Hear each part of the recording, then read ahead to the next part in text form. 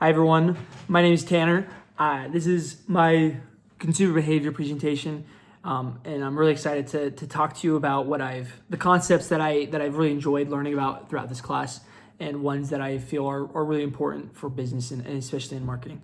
Today, the topic that I'd like to discuss, or the concept that I'd like to discuss, is motivation, and especially how it influences consumer behaviors. And then I want to be able to talk about that, but also I want to be able to connect that to some real examples that we're going to talk about later. And so first off, what I learned was throughout this class, I was able to learn a lot about concepts for consumer behavior and patterns. And what I really learned was that consumers don't always really make logical decisions. They don't make decisions based on logic and reason. There's a lot of just feelings that are involved in purchasing and consuming. And a lot of what we do buy is influenced by, like I said, emotions and our psychology.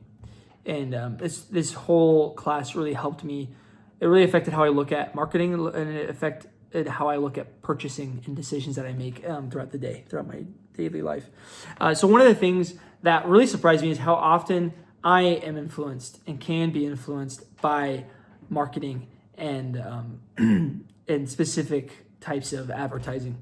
And I was able to really notice these patterns in my own buying habits, and it made me more aware of why I choose certain brands, why I make the choices that I make throughout the day, especially in purchasing. And the topic that stood out to me the most was motivation, as I had mentioned earlier. And I think that this is interesting because it really explains the why behind the consumer behavior that we've been learning about. And it connects directly to really everyday decisions. It's not just about purchasing, but it's about every decision that we really make throughout our daily lives. And so let's start about motivation and what it is. So motivation is really just the reason why we take action. In terms of the consumer, it explains why we decide to buy something or not to buy something. And it's the driving force for everything that we do, for our behaviors. And so there's two types of needs that I really wanted to talk about behind this. There's biogenic needs and psychogenic needs. So biogenic needs are things like food, water, shelter. These are things that we need regardless of our emotions and our feelings. Everybody's going to need food. Everyone's going to need water. They're going to need shelter. So that's what biogenic needs. Whereas psychogenic needs are more emotional things such as status and belonging. Both of these they're kind of different. They're very different actually, but they both play a really important role in purchasing and buying. And it tells us why we buy what we buy. And so moving into Maslow's hierarchy of needs, we can really see how people prioritize their needs. We start with basic needs and we move to things such as self-esteem and self-fulfillment. These and then companies often like to target different levels. This really depends on the product that they're selling and that they're advertising or marketing. Okay, and then there's a concept that I really liked was drive theory. This is really about reducing comfort. So a lot of things in marketing is how can we get people to buy our things that they want, like adding to the pile, right? But sometimes in drive theory, it's about how can we remove something of discomfort, such as if I'm hungry, I'm going to buy some food, or I'm going to go home and get a snack. I'm going to eat something. I'm removing that discomfort by buying or eating something. And then another kind of example of that is like boredom, an emotional feeling of I'm just bored. What should I do? We often take action by purchasing entertainment or scrolling through social media, something like that. So that would be a way of removing boredom from our brains or whatever. And then there's two things that motivate us. There's approach and avoidance. And so when it comes to approach, that's really when we're moving towards something that we want, while avoidance is avoiding something that is negative. So for instance, an example of this could be going to the gym. Getting a gym membership is both trying to gain a level of fitness while also avoiding weight gain or trying to avoid overall weight gain. And then why my main reasons behind choosing motivation in this topic is because it's really easy to see in everyday life. And it really, in this particular topic, helped me to understand my own decisions on a more clearer and better level. And it's really useful. I feel like this is a really useful topic for people going into marketing or business. Is really important, is understanding motivation. And then let's kind of go into some approaches for this. So a professional application for motivation is that companies use motivation to influence customers. They design ads that are appealing to emotions as well as needs. They kind of hit both fronts on that. And this is helpful for attracting and keeping customers when you can really find the hot spot for between emotional concerns and physical needs as well. And then a personal application. This topic really made me more aware of my own behaviors.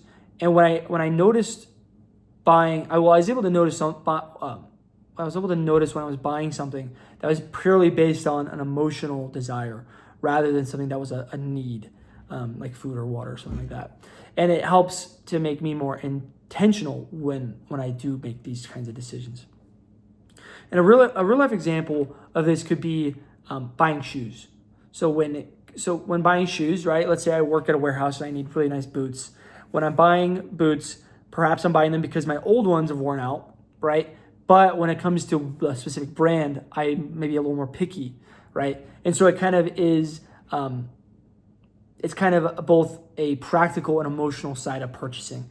There's a need for the boot, but I'm picky when it comes to the brand because I get a choice, right?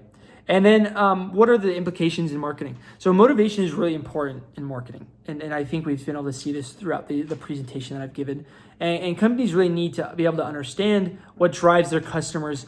And that's how, when you are able to figure out what drives your customers, it really helps create an effective ad and will build your brand to be stronger. And people are going to just make that choice to go with you more often. And then going into like the limitations, right? Even though motivation is very useful, it is not a perfect, complete science to approach of this. And people don't always act predictably. There's other factors such as culture and personality. These can affect our decisions beyond just your brand. And so those are just things to think about when it comes to influence and motivation.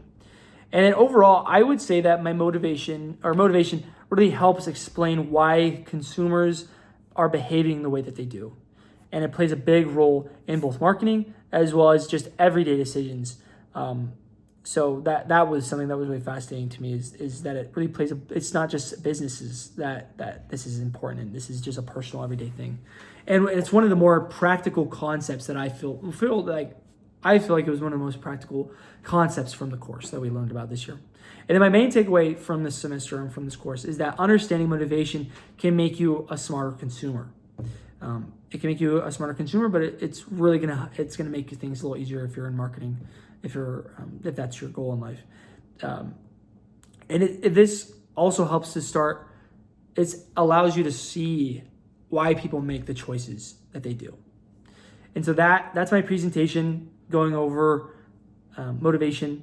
I really enjoyed learning about this over the course of this semester, and I hope that you were able to see my understanding as well as maybe learn some things that you found fascinating throughout the course of this presentation. Thank you.